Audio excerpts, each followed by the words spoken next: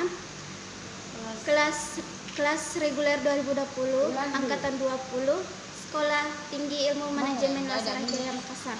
Di sini saya akan memaparkan hasil rangkuman materi saya selama 1 semester ini yang terbagi menjadi beberapa bagian, yaitu yang pertama adalah manajemen kinerja. Manajemen kinerja adalah suatu proses yang dirancang untuk meningkatkan kinerja organisasi, kelompok, dan individu yang digerakkan oleh para manajer. Manajemen kinerja mencakup pengkajian ulang terhadap kinerja secara berkesinambungan dan dilakukan secara bersama berdasarkan kesepakatan mengenai sasaran, keahlian, kompetensi, rencana kerja, dan pengembangan serta mengimplementasikan rencana peningkatan dan pengembangan lebih lanjut. Namun tujuan umum dari manajemen kinerja yaitu menciptakan budaya para individu dan kelompok memikul tanggung jawab bagi usaha peningkatan proses kerja dan kemampuan yang berkesinambungan. Manajemen kinerja bukan hanya memberi manfaat kepada organisasi saja, tetapi juga kepada manajer dan individu. Bagi organisasi, manfaat manajemen kinerja adalah menyesuaikan tujuan organisasi dengan tujuan tim dan individu, memperbaiki kinerja, memotivasi pekerja, meningkatkan komitmen, mendukung nilai-nilai inti, dan meningkatkan dasar keterampilan. Itu adalah perencanaan kinerja. Perencanaan merupakan hal yang penting bagi manajemen kinerja, karena perencanaan ada sebuah proses di mana karyawan dan manajer bekerja sama untuk menentukan apa yang seharusnya dilakukan oleh karyawan. Selanjutnya, dengan adanya proses perencanaan, pengorganisasian, pengarahan, dan pengendalian. Perencanaan strategi adalah proses yang dilakukan suatu organisasi untuk menentukan strategi atau arahan. Perencanaan kinerja adalah pendekatan yang sangat sistematis dan terstruktur untuk mencapai tujuan yang diinginkan. Perencanaan kinerja adalah kunci penting untuk sistem manajemen kinerja yang efektif, karena hanya setelah perencanaan yang tepat organisasi dapat mencapai hasil. Selanjutnya adalah pelaksanaan kinerja. Kinerja dalam suatu organisasi dilakukan oleh segenap sumber daya manusia dalam organisasi, baik unsur pimpinan maupun pekerja. Banyak sekali faktor yang dapat mempengaruhi sumber daya manusia dalam menjalankan kinerja. Terdapat faktor yang berasal dari dalam diri sumber daya manusia sendiri maupun dari luar diri sendiri. Manajemen sumber daya manusia menyerangkan praktik kinerja tinggi. Manajemen sumber daya manusia dilakukan melalui harmonisasi kriteria dan pensyaratan bagi semua staf, menggunakan tes psikologi dalam seleksi staf, sistem formal dalam mengkomunikasikan dalam nilai-nilai kepada staf, mengembangkan organisasi pembelajaran, merencanakan pekerjaan untuk menggunakan sepenuhnya keterampilan dan kemampuan, menggunakan survei sikap secara reguler, penilaian formal terhadap seluruh staf, penilaian tidak sekali dalam setahun. Staf mendapatkan informasi tentang kinerja dan prospek organisasi. Pengembangan organisasi berkepentingan dengan perencanaan dan implementasi program yang dirancang untuk memperbaiki efektivitas yang dengan pengembangan tersebut organisasi berfungsi dan mengelola perubahan. Konteks organisasi. Dalam hubungan dengan organisasi, kinerja atau proses pelaksanaan kerja dan hasil kerja atau suatu organisasi dipengaruhi secara langsung oleh rencana dan tindakan manajerial, struktur organisasi, dan kondisi lingkungan eksternal dan internal. Sementara itu, rencana dan tindakan manajerial serta struktur organisasi juga dipengaruhi oleh lingkungan eksternal dan internal sebelum memberikan pengaruhan kepada kinerja organisasi. Desain kerja. Desain kerja bagi pemegang kerja dimaksud untuk pertama, memperinci konteks pekerjaan terhadap akan para dan hubungan dengan organisasi. Yang kedua, memenuhi persyaratan organisasi atas produktivitas, efisien dan kualitas produk dan jasa. Yang ketiga, memuaskan kebutuhan individu atas kepentingan, tantangan, dan penyelesaian suatu pekerjaan. Perilaku mendorong kinerja. Faktor yang kinerja adalah perilaku adalah tentang bagaimana Anda bertindak dan bukan tentang apa atau siapa Anda. Perilaku adalah suatu cara di mana seseorang bertindak atau melakukan. Karena dapat menentukan apa yang dilakukan dalam setiap situasi, Anda dapat menentukan kinerja Anda. Kinerja tingkat tinggi adalah hasil melakukan sesuatu yang benar pada waktu yang tepat. Yang keempat, mengelola produktivitas. Produktivitas dalam bahasa Inggris disebut dengan productivity.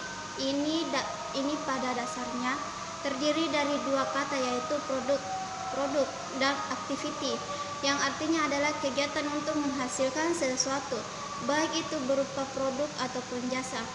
Pengertian produktivitas menurut Daryanto 2012, produktivitas adalah sebuah konsep yang menggambarkan hubungan antara hasil atau jumlah barang atau jasa yang diproduksi dengan sumber, jumlah tenaga kerja, modal, tanah, energi, dan sebagainya untuk menghasilkan hasil tersebut. Yang pertama, studi kerja. Studi kerja merupakan kombinasi studi, metode, teknik, dan pengukuran kerja yang digunakan untuk mempelajari pekerjaan orang dan mendikasi faktor yang mempengaruhi efisien. Yang kedua, pengembangan organisasi. Pengembangan organisasi adalah proses yang terencana, dikelola, dan sistematis. Tujuannya adalah mengubah sistem, budaya, dan perilaku organisasi dengan maksud mempengaruhi efektivitas organisasi. Yang ketiga, curah gagasan.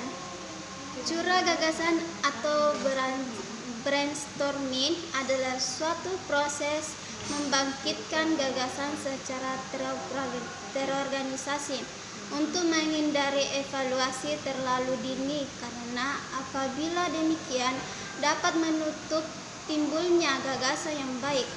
Yang keempat, mengukur masalah dan peluang. Ukuran produktivitas memfasilitasi identifikasi dari bidang di mana perhatian manajemen diperlukan. Kondisi produktivitas mendatar atau menurun hanya dapat dipastikan melalui suatu ukuran.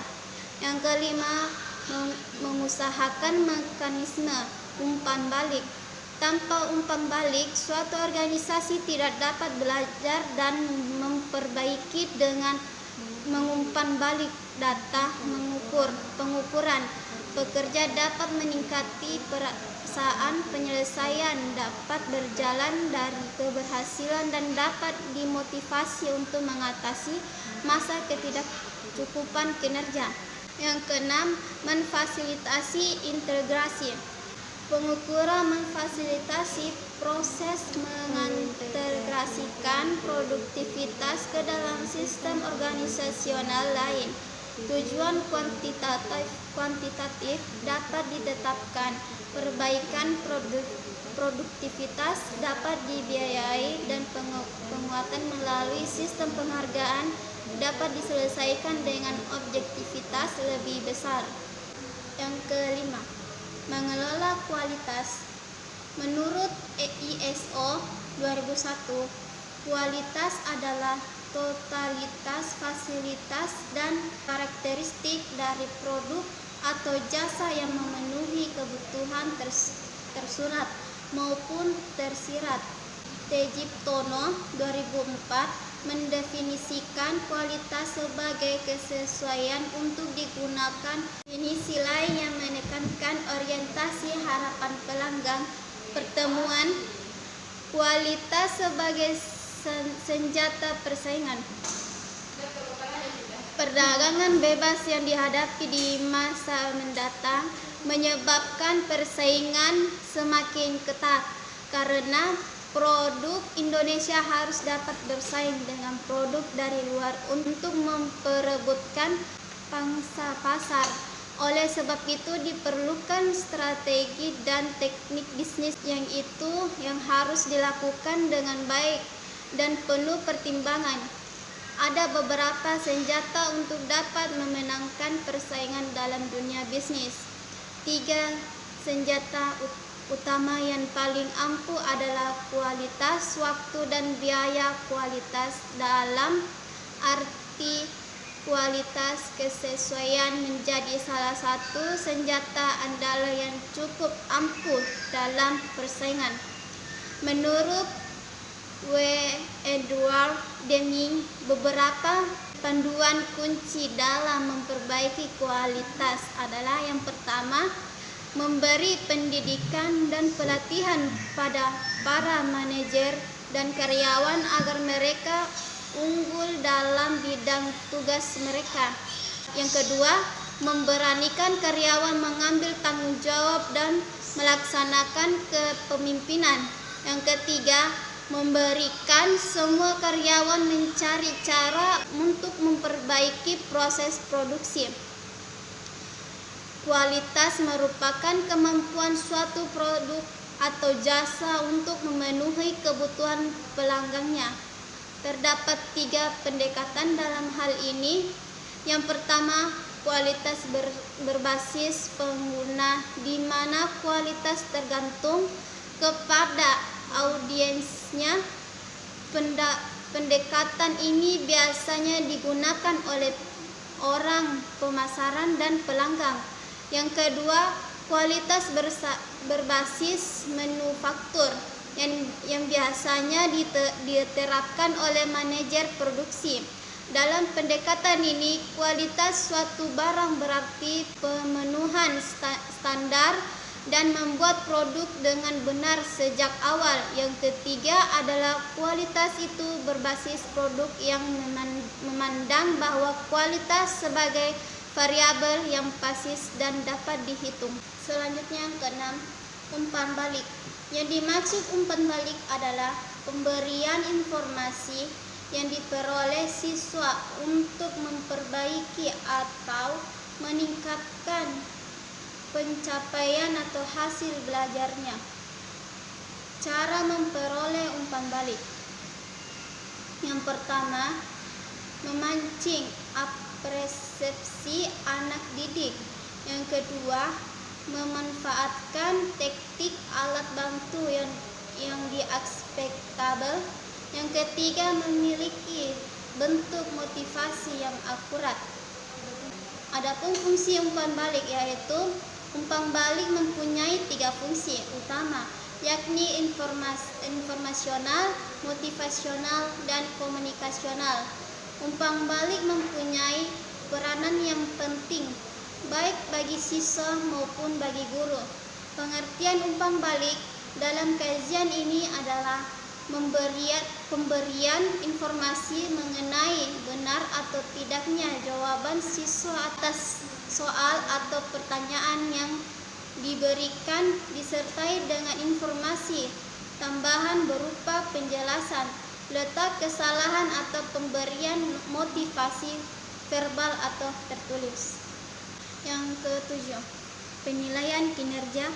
Penilaian kinerja adalah proses pengevaluasian kinerja, penyusunan rencana, pengembangan, dan pengomunikasian hasil proses tersebut kepada karyawan itu sendiri. Penilaian kinerja merupakan hasil dari suatu penilaian yang sistematik dan didasarkan pada kelompok indikator kinerja. Kegiatan yang berupa merupakan indikator-indikator input output, hasil, manfaat, dan dampak. Penilaian kinerja performance appraisal juga disebut tinjauan kinerja, evaluasi kinerja, atau penilaian karyawan adalah upaya penilaian prestasi dengan tujuan meningkatkan produktivitas karyawan maupun perusahaan. Penilaian kinerja biasanya merupakan proses tahunan di mana kinerja dan produktivitas karyawan dievaluasi dengan serangkaian standar yang telah ditentukan. Selanjutnya, tujuan penilaian kinerja.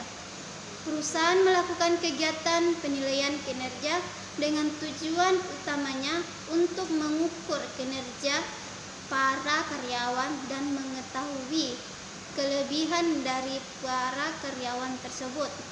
Adapun syarat efektivitasnya penilaian kinerja.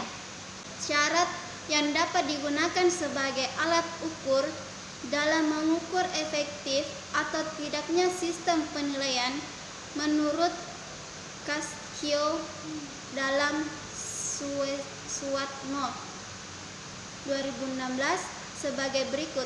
Penilaian supervisor mengukur kemampuan dan motivasi penilaian dalam melakukan penilaian secara terus-menerus, merumuskan kinerja karyawan secara objektif, dan memberikan umpan balik bagi karyawan. Keterkaitan relevansi mengukur keakuratan atau kecermatan sistem penilaian kinerja yang dapat membedakan karyawan yang berprestasi dan yang tidak berprestasi, serta sistem harus dapat digunakan untuk tujuan administrasi karyawan. Keterandalan reliability mengukur keandalan dan konsistensi alat ukur yang digunakan. Kepraktisan practicality mengukur alat penilaian kinerja yang mudah digunakan dan mengerti oleh penilaian dan bawahannya. Dapat diterima acceptability mengukur kemampuan penilaian dalam melakukan penilaian sesuai dengan kemampuan, tugas, dan tanggung jawab bawahannya. Mengkomunikasikan dan mendefinisikan dengan jelas standar dari unsur-unsur penilaian yang harus dicapai. Selanjutnya yang ke-8, pengukuran kinerja. Pengukuran kinerja merupakan salah satu faktor yang sangat penting bagi suatu organisasi bisnis.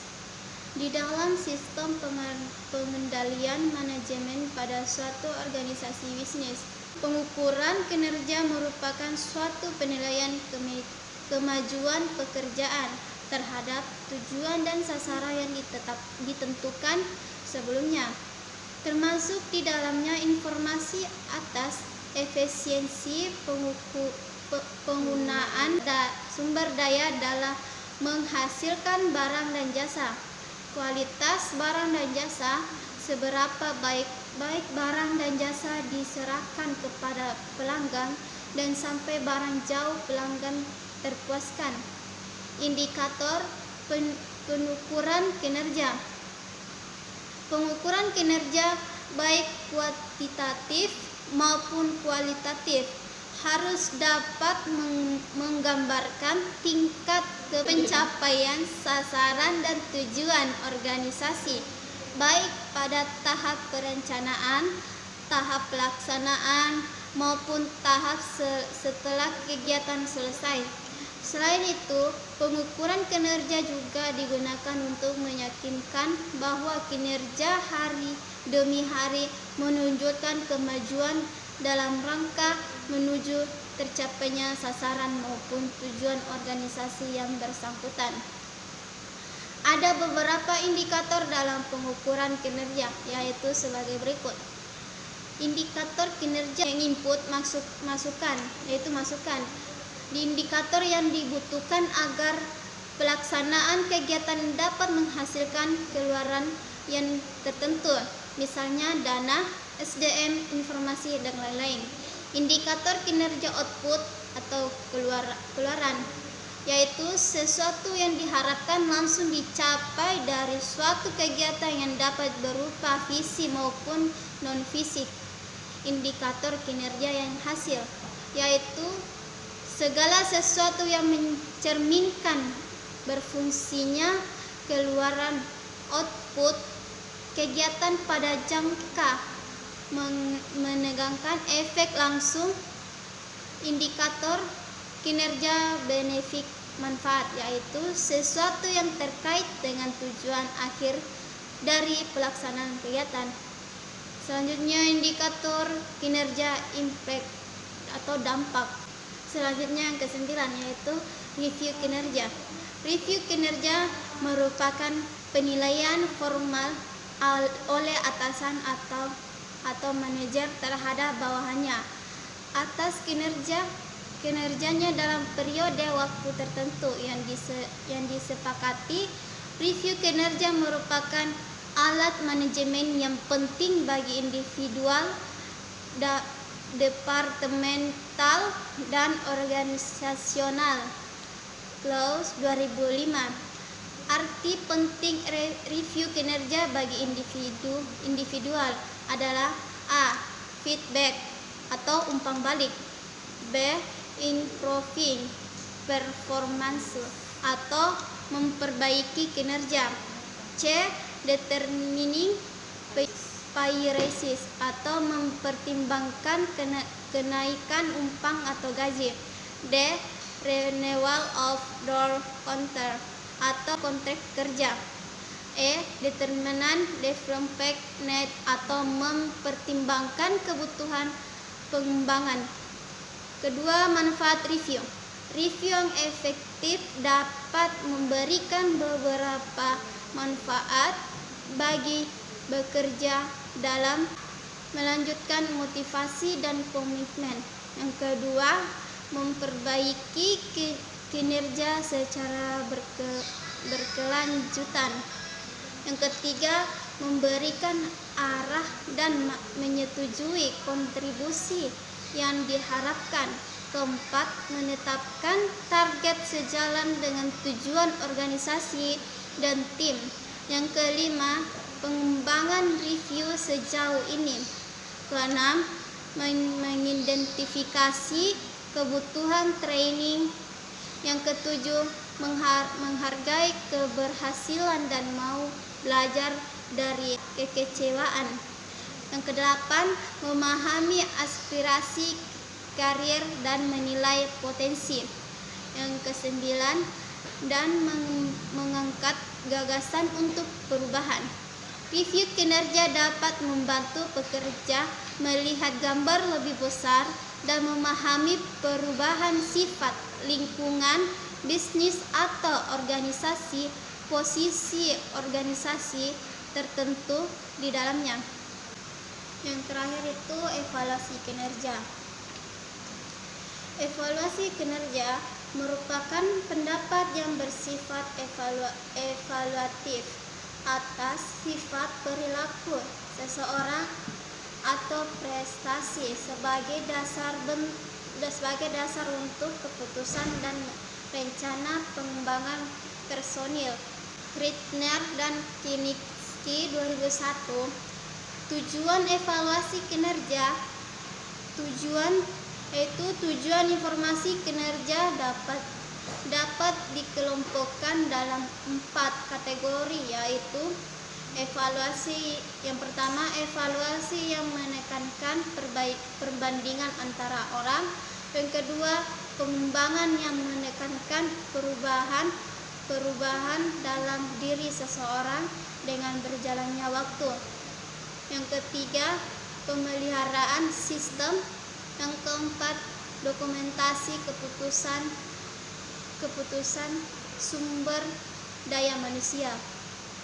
Menurut Tevi Rao 1996, tujuan penilaian dari diri atau penilaian kinerja individu adalah A. Menyediakan kesempatan bagi pegawai untuk mengintisarkan berbagai tindakan yang telah diambil dalam kaitan dengan aneka fungsi yang bertahan dengan perangnya, keberhasilan dan kegagalannya sehubungan dengan fungsi-fungsi itu, kemampuan yang ia perlihatkan dan kemampuan yang ia rasakan kurang dalam melaksanakan kegiatan-kegiatan itu dan berbagai dimensi managerial serta perilaku yang telah diperlihatkan olehnya selama setahun. Pendekatan evaluasi kinerja, pendapatan sikap, pendekatan perilaku, pendekatan hasil, pendekatan kontingensi. Itulah tadi hasil rangkuman materi saya selama 1 semester ini. Sekian, assalamualaikum warahmatullahi wabarakatuh.